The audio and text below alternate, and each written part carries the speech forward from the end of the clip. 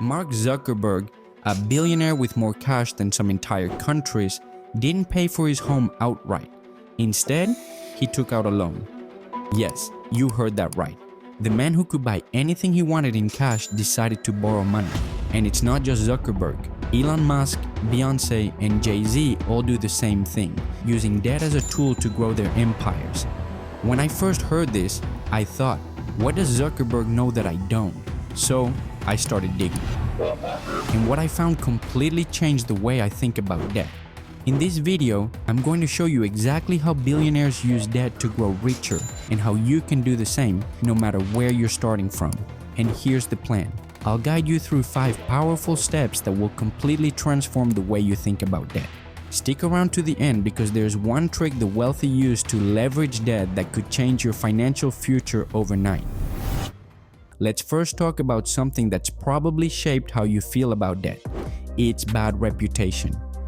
Let's face it, most of us have been burned by debt. For me, it was credit cards. I used to swipe for everything, upgrading to the latest phone, grabbing those trendy clothes I had to have, or going out to restaurants more times than I'd like to admit. At first, it felt great, but when the bills started piling up, reality hit hard. Suddenly, I wasn't spending future me's money. I was borrowing from future me's peace of mind. This is why so many people see debt as a trap.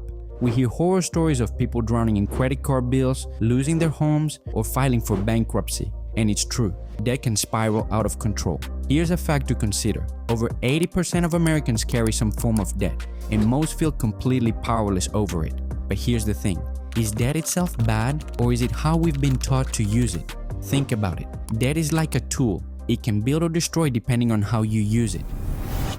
Now, let's take a closer look at how the rich use debt to their advantage. When Zuckerberg bought his home, he didn't pay cash. Instead, he took out a mortgage. Why? Because instead of tying up his billions in one asset, he could use that money to invest elsewhere, earning far higher returns. This is called opportunity cost. The cost of what you give up when you tie your money to one thing instead of letting it grow in multiple places. Zuckerberg likely earns more from his investments than the low interest rate on his loan. Essentially, his money is working harder for him elsewhere. But it's not just Zuckerberg. Elon Musk borrows against his Tesla stock to fund his ventures. This is known as a margin loan, where you use investments as collateral to borrow money, giving you access to capital without selling off your assets. It's risky if the market fluctuates, but Musk uses it strategically to keep his cash invested while expanding his empire. Beyonce and Jay-Z finance tours, media projects, and business ventures because they understand that keeping their cash liquid means they can take advantage of high-return opportunities. Here's a detail you might not know. Many of these loans have built-in tax advantages. For example, mortgage interest is often deductible, which means borrowing money can actually lower taxable income. The wealthy maximize this benefit, making debt an even more profitable tool. So, what's the common thread? The wealthy don't see debt as the enemy, they see it as leverage. They use other people's money, banks, investors, or creditors to create more value for themselves. But here's the key difference. They don't borrow to spend, they borrow to invest. And that's a critical mindset shift. So, here's my question for you. If billionaires are borrowing money they don't need, what do they know about debt that we don't?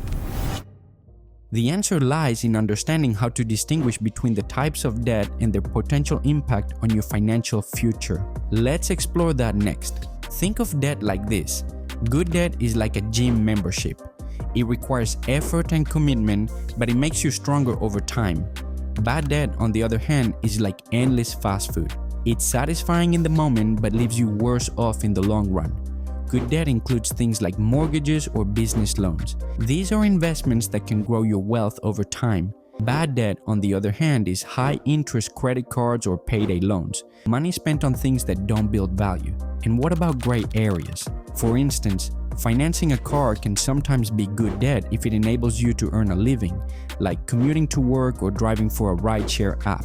However, taking out a car loan for a luxury vehicle beyond your means is almost always bad debt.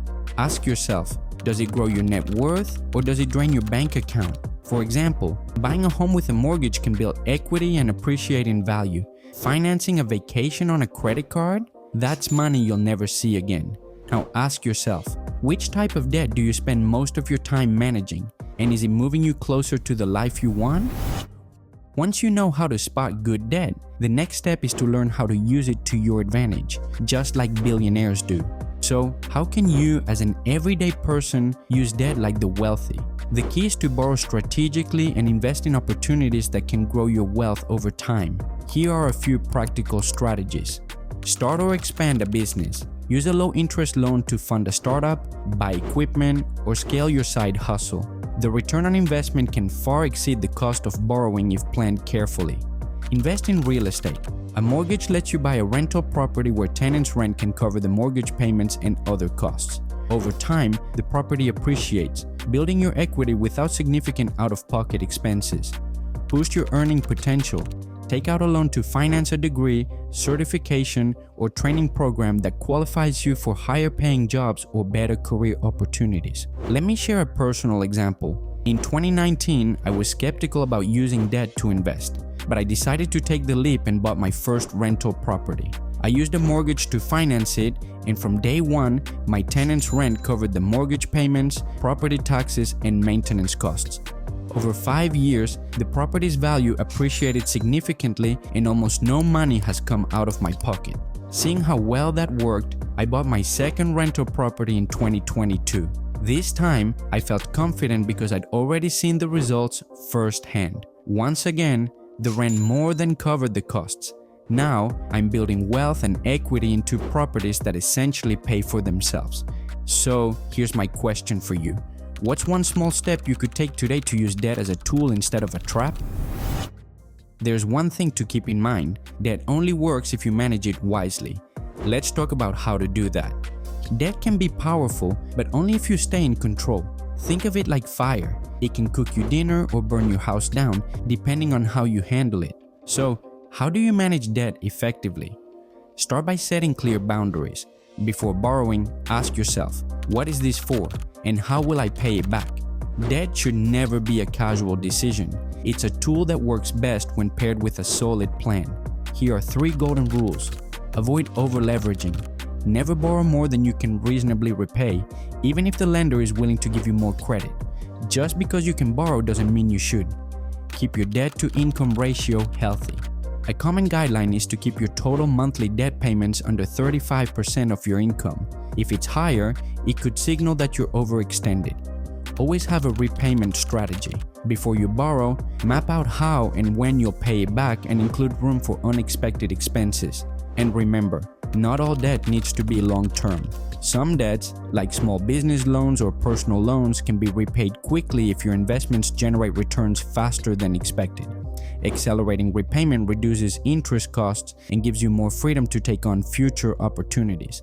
So, here's my final question for you. Are you in control of your debt, or is it controlling you? If you take one thing away from this video, let it be this. Debt can be a powerful tool, but only if you're the one holding the reins.